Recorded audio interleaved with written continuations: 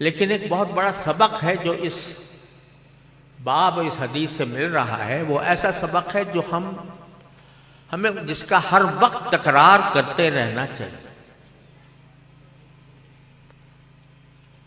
امام بخاری رحمۃ اللہ علیہ نے عجیب و غریب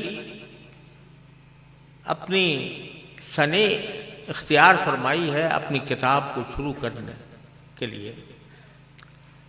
حدیث کی کتاب مرتب فرما رہے ہیں، اور سارے محدثین کوئی اس کو کتاب الایمان سے شروع کرتا ہے، کوئی کتاب الطہارہ سے شروع کرتا ہے، کوئی کتاب الاحکام بالکتاب والسنہ سے شروع کرتا ہے۔ امام بخاری رحمۃ اللہ علیہ نے اس کو شروع کیا باب ما جاء باب کیف کان بدء الوحی الی رسول اللہ صلی اللہ علیہ وسلم۔ وہ اس لیے کہ چاہے وہ ایمان ہو، چاہے وہ طہارت ہو، چاہے وہ نماز ہو، چاہے وہ اعتصام ہو، کچھ بھی ہو، سب کا جو مصدر مبدأ منتہا ہے وہ وحی ہے جو نبی کریم سرور عالم صلی اللہ علیہ وسلم۔ یہی وہ چیز ہے کہ جو اللہ تبارک و تعالیٰ نے اس بندے کو جب پیدا کیا، زمین پر بھیجا، تو اس کی سب سے بڑی ضرورت جو تھی وہ حواس خمسہ اور عقل کے بعد سب سے بڑی ضرورت اس کو وحی الہی کی تھی۔ حواس خمسہ سے بہت سی چیزیں سمجھ میں نہیں آتی، عقل سے بہت سی چیزیں سمجھ میں نہیں آتی، لیکن ایسی چیز جو قطعی ہو، یقینی ہو، مکمل ہو، جس میں کوئی ادنا شک و شبے کی گنجائش نہ ہو، وہ صرف وحی الہی ہے، اور سارا دین اس پر مبنی۔ لہذا حضرت امام بخاری رحمۃ اللہ نے اس اصل کو پکڑا اور وہاں سے کہا کہ کیف کان بدء الوحی الی رسول اللہ صلی اللہ علیہ وسلم۔ ایمان کا آغاز، شریعت کا آغاز، احکام کا آغاز، دین پر عمل کا آغاز، جو کچھ ہوا وہ رسول کریم صلی اللہ علیہ وسلم پر وحی کے ذریعے ہوا۔ لہذا سب سے پہلی بات انسان کو وحی کو جاننا چاہیے، وہی ہے کیا چیز۔ میں نے متعدد اپنے مقالات میں اور خاص طور پر آسان ترجمہ قرآن کے مقدمے میں عرض کیا ہے کہ وحی کی حقیقت کیا ہے اور انسان کے لیے کیوں اس کی ضرورت ہے۔ اس تفصیل میں اس وقت میں نہیں جاتا، لیکن یہ بات بالکل واضح ہے کہ سارے دین، شریعت، احکام، سب چیز کا مبدأ فیاض وحی الہی۔ چنانچہ امام بخاری نے باب کیف کان بدء الوحی الی رسول اللہ صلی اللہ علیہ وسلم کا باب سب سے پہلے قائم کیا۔ لیکن عجیب بات ہے کہ قائم تو یہ باب کر دیا کہ کیف کان بدء الوحی الی رسول اللہ صلی اللہ علیہ وسلم، لیکن جو حدیث اس کے تحت پہلی حدیث لے کر آئے وہ ہے انما الاعمال بالنیات، کہ تمام اعمال کے دار و مدار نیتوں پر ہے، اور اگر کسی عمل میں خلوص ہے اللہ تبارک و تعالیٰ کے لیے تو وہ بے شک اللہ تعالیٰ کے مقبول بھی ہے، باعث اجر بھی ہے، لیکن اگر اخلاص نہیں ہے تو سب بیکار۔ یہ حدیث لے کر پہلی بات اس میں جو عام طور سے کہی گئی ہے وہ یہ کہ امام بخاری پہلے ہی قدم پر مجھے اور آپ کو یہ سبق دے رہے ہیں کہ پڑھنے تو آئے ہو، وحی الہی کے علوم پڑھنے کے لیے آئے تو ہو، لیکن اس سے پہلے ذرا دل کو ٹٹول لو کہ کس لیے آئے۔ علم حاصل کر کے اپنا علم دوسروں پر بگھارنا ہے، اس کے ذریعے شہرت حاصل کرنی ہے، اس کے لیے مال کمانا ہے، یا اللہ تبارک و تعالیٰ کی رضا مقصود۔ پہلے ہی قدم پر یہ سبق امام بخاری نے دیا۔ یہ بات عام طور سے کہی بھی جاتی ہے اور بات ہے بھی فی نفسی معقول، لیکن پھر بھی سوال باقی رہتا ہے کہ وحی سے اس کا کیا تعلق ہے خصوصی طور پر.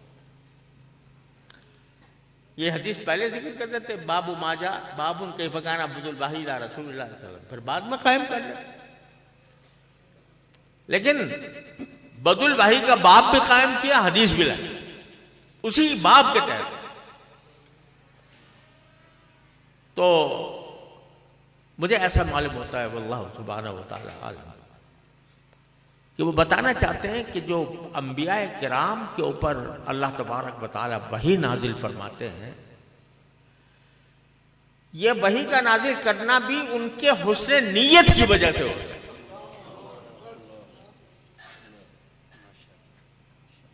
ان کے حسن نیت کی وجہ سے ہوتا ہے. اور یہیں سے ایک سوال کا جواب ملتا ہے. وہ سوال عام طور سے پیدا ہوتا ہے لیکن اس کا کوئی شافی جواب میری نظر سے کہیں نہیں گزرا. وہ یہ کہ ایمان جو اللہ تبارک و تعالیٰ کے ہاں معتبر ہے وہ ایمان بالغیب ہے. الذین یؤمنون بالغیب. ایمان بالشہود، ایمان بالشہادہ، یہ اللہ تعالیٰ کیا معتبر نہیں ہے. جب آنکھوں سے نظر آ جائے عذاب اللہ کا تو پھر ایمان معتبر نہیں ہوتا. ایمان وہی معتبر ہے جو ایمان بالغیب ہو. آنکھوں سے دیکھ کر کوئی ایمان لے آئے تو وہ معتبر ایمان نہیں ہے، ایمان بالغیب ہے. تو سوال یہ پیدا ہوتا ہے کہ انبیاء کرام کو تو ایمان بالشہود ہوتا ہے، ان کے پاس فرشتہ آتا ہے، وہ وحی نازل کرتا ہے، ان کو جنت و جہنم کی سیر کرائی جاتی ہے، ان کو اللہ تبارک بعض اوقات اللہ تبارک و تعالیٰ ان سے ہم کلام ہوتا ہے. تو ان کا جو ایمان ہے وہ ایمان بالغیب تو نہ ہوا، وہ تو ایمان بالشہود ہوگا. تو در حقیقت یہ سوال بعض اوقات پیدا ہوتا ہے لیکن اس کا جواب یہ ہے کہ اس کائنات میں سب سے زیادہ مضبوط اور پختہ ایمان بالغیب انبیاء کرام ہی کا ہوتا ہے. کیوں؟ اس لیے کہ ایمان ان کا وحی کے نازل ہونے کے بعد نہیں ہوتا. وحی نازل ہونے سے 40 سال پہلے تک بھی وہ ان کا ایمان مکمل ہوتا ہے توحید کے اوپر، اللہ کی وحدانیت پر، اللہ کی صفات پر، اللہ تعالی کی صفات جلال و کمال پر، ہر چیز پر ان کا ایمان ہوتا ہے شروع سے. ایسی حالت میں ہوتا ہے کہ کوئی بتانے والا نہیں. ہمیں آپ کو جو ایمان ملا وہ تو رسول کریم سرورت عالم صلی اللہ علیہ وسلم کے صدقے میں ملا. آپ نے ایک ایک چیز کھول کر بیان فرما دی. لیکن جب پیغمبر پیدا ہوتا ہے ایک ایسے معاشرے میں جہاں کفر و شرک کا بسیرا ہے، جہاں کوئی توحید کے جاننے والا ماننے والا نہیں، لیکن وہ روز اول سے اللہ کی وحدانیت پر ایمان رکھتے ہیں بالغیب. ایسا بالغیب کہ جس سے بڑا بالغیب کسی اور کا نہیں ہو سکتا. وہ ایمان کس طرح رکھتے ہیں کہ ایمان آیا دل میں، سارے معاشرے کو دیکھ رہے ہیں کہ یہ اس کے خلاف ہے، اس کی نقالی کرنے کے بجائے، اس کے پیچھے چلنے کے بجائے وہ اپنا الگ راستہ اختیار کرتے ہیں، شروع سے اختیار کرتے ہیں. اور یہ نیت رکھتے ہیں کہ جب بھی اللہ تعالیٰ کی طرف سے کوئی پیغام آئے گا پچھلے انبیاء کے ذریعے یا کسی آنے والے نبی کے ذریعے، میں اس کو مانوں گا. جو معاشرے میں جو کچھ ہو رہا ہے اس کو نہیں مانوں گا. تو اس کے بعد اس حالت میں جو ایمان لایا جا رہا ہے وہ ہمارے آپ کے ایمان بالغیب سے کہیں زیادہ اعلیٰ و افضل ہے، اور وہ ان کی حسن نیت کی بنیاد پر. قرآن کریم فرماتا ہے وما كنت تدری ما الکتاب ولا الایمان ولکن جعلناہ نورا نہدی به من نشاء الی صراط مستقیم. کہ آپ کو پتہ نہیں تھا پہلے کہ ایمان کے کیا کیا تقاضے ہوتے ہیں؟ آپ کو پتہ نہیں تھا کہ اللہ کی کتاب کیسے نازل ہوتی ہے؟ لیکن ہم نے آپ کو اس سارے چیز کو ایک نور کی شکل میں آپ کے قلب مبارک میں رکھا ہوا، اور وہ تھا حسن نیت کی وجہ سے. لہذا شاید امام بخاری رحمۃ اللہ علیہ نے یہ کیا کہ بدء الوحی جو ہے وہ در حقیقت حسن نیت کی بنیاد پر ہوئی. لہذا یہ حدیث اس باب کے تحت نظر آئی. لیکن جیسا میں نے عرض کیا کہ یہ صرف ایک مرتبہ پڑھ لینے والی حدیث نہیں ہے. یہ ایسی حدیث ہے کہ جو ہر وقت ہر آن ہمارے پیش نظر ہونی چاہیے. اللہ تعالیٰ نے یہ ایک ایسا نسخہ کیمیا ہمیں آپ کو عطا فرمایا ہے کہ جس کے ذریعے ہم اپنے ہر کام کو عبادت بنا سکتے، ہر کام کو باعث اجر و ثواب بنا سکتے. پہلی بات تو اس کا مطلب یہ ہے کہ کوئی عبادت اس وقت تک قبول نہیں جب تک کہ وہ اللہ کی خوشنودی کے لیے انجام نہ دی گئی. اگر اس کا مقصود کچھ اور ہے، دنیا کی کوئی غرض ہے، تو اس کی اللہ کے یہاں کوئی قدر نہیں. نماز اس وقت معتبر ہے جب اللہ کے لیے پڑھی جائے، روزہ اس وقت معتبر ہے جب اللہ کے لیے رکھا جائے. اگر اس میں یہ داعیہ یہ ہو گیا کہ مجھے لوگ اب عبادت گزار سمجھے، تو سارا عمل ضائع ہو گیا. اسی طرح علم حاصل کرنا یا علم کی خدمت کرنا وہ اسی وقت اللہ تبارک و تعالیٰ کے یہاں مقبول ہے اور باعث اجر و ثواب ہے جب وہ خالصتاً اللہ جل جلالہ کی رضا کے لیے. اس میں جو آمیزش آ جاتی ہے یا داعیہ یہ پیدا ہو جاتا ہے کہ میں عالم بن جاؤں گا تو مقتدا بنوں گا، لوگوں کے سامنے میری عزت ہوگی، میری شہرت ہوگی، مجھے بڑے بڑے القاب سے نوازا جائے گا، تو اللہ بچائے یہ ساری محنت کو اکارت کرنے والی چیز ہے. اور ہم جیسے لوگ جن کو اللہ تعالیٰ نے کسی طرح دین سے وابستہ کیا ہے، ہم لوگوں کو تو خاص طور پر یہ حدیث صبح شام اپنے آنکھوں کے سامنے رکھنا.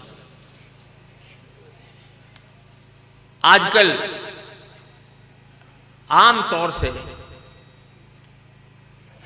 ایک فتنہ پیدا ہو گیا ہے ارضائے عوام. عوام کی خوشنودی جس سے حاصل ہو وہ کام کرو، عوام کی خوشنودی جس سے حاصل، جس سے لوگ تعریف کریں، جس پر واہ واہ ہو، وہ کام کرو. یہ رسول کریم سرور دو عالم صلی اللہ علیہ وسلم نے باخبر فرما دیا. یاد رکھو تمہارے اعمال اسی وقت اللہ کے ہاں کوئی قابل قدر ہوں گے جب تم وہ اللہ کے لیے کرو. اور اگر شہرت کے لیے کیا، عوام کی مقبولیت کے لیے کیا، پیسے حاصل کرنے کے لیے کیا، تو اللہ کے ہاں بالکل قبول نہیں.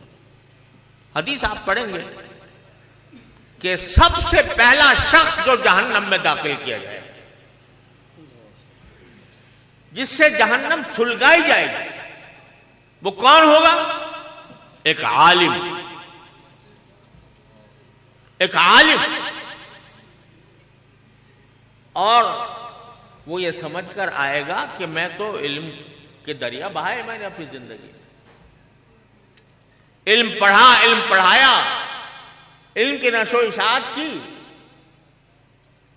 لیکن اللہ تبارک و تعالیٰ فرمائیں گے تو نے یہ سارا کام اس لیے کیا تھا کہ لوگ تجھے بڑا عالم سمجھیں.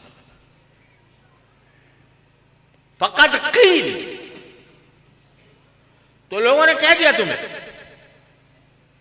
تمہیں بڑے بڑے علامہ کے خطابات دے دیے، تمہیں شیخ الاسلام کا خطاب دے دیا، تمہیں فلاں فلاں کا خطاب دے دیا، یہاں کیا مانگنے آئے؟ لہذا سب سے پہلا شخص جو جہنم میں داخل ہوگا، اللہ تعالیٰ ہم سب کی عبادت فرمائے، وہ ایک عالم ہے۔ اس لیے اللہ تبارک و تعالیٰ سے ہر وقت اخلاص مانگنا